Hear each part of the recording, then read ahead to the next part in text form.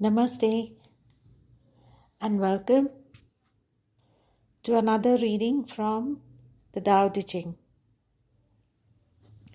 The verses I'm reading today are from chapter 3 and 4. I'm clubbing the two together. The first set of verses,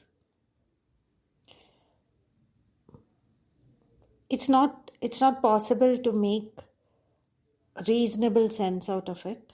It can't be rationalized. It points to the mystery of the way that cannot be defined, classified, or put into boxes of certainty and knowability. The second set of verses refer to nature and its way, which is very different from the way humans think with the mind, full of dualities. So these are the two sets of verses I'll be reading today. The first chapter is called Sourceless. This is chapter 3 or 4. I think it's 4. Yeah, it's chapter 4. It's titled Sourceless, as in without source. The way is empty, used, but not used up. Deep, yes, ancestral to the 10,000 things. Blunting edge, losing bond, dimming light. The way is the dust of the way. Quiet, yes, and likely to endure. Whose child? Born before the gods. So the author's commentary here goes like this. Everything that Lao Tzu says in this verse is elusive. The temptation is to grasp at something tangible in the endlessly deceptive simplicity of the words. Even some of his finest scholarly translators focus on positive, ethical, or political values in the text as if those were what's important in it.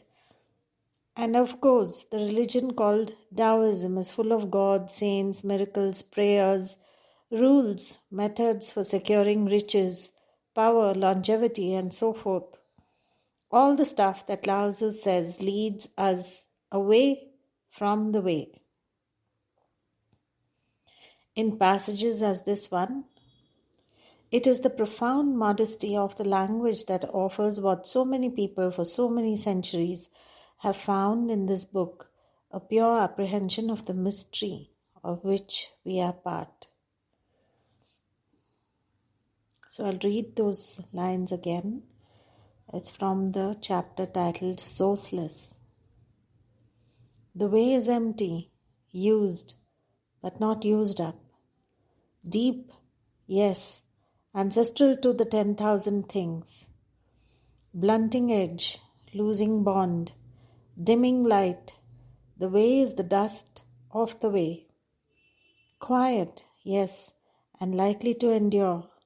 Whose child? Born before the gods.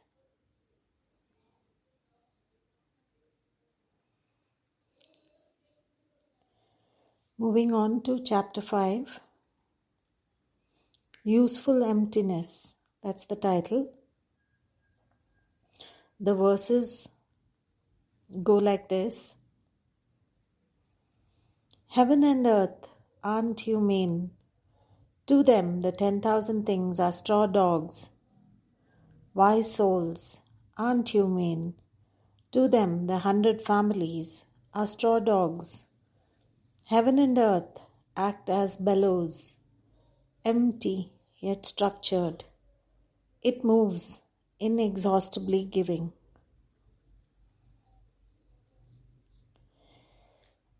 In the author's commentary,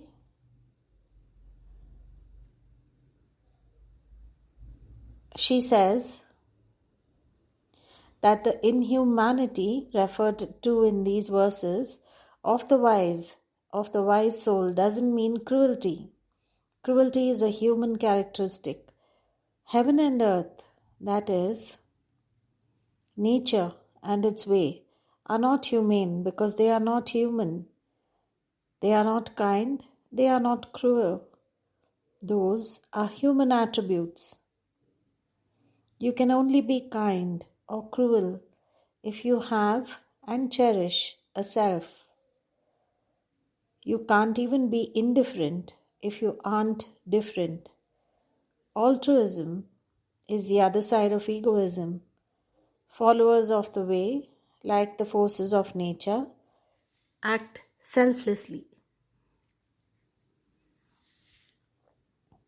So I'll read this set of verses again.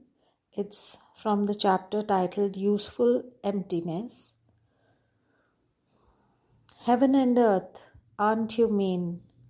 To them, the 10,000 things are straw dogs. Wise souls aren't humane.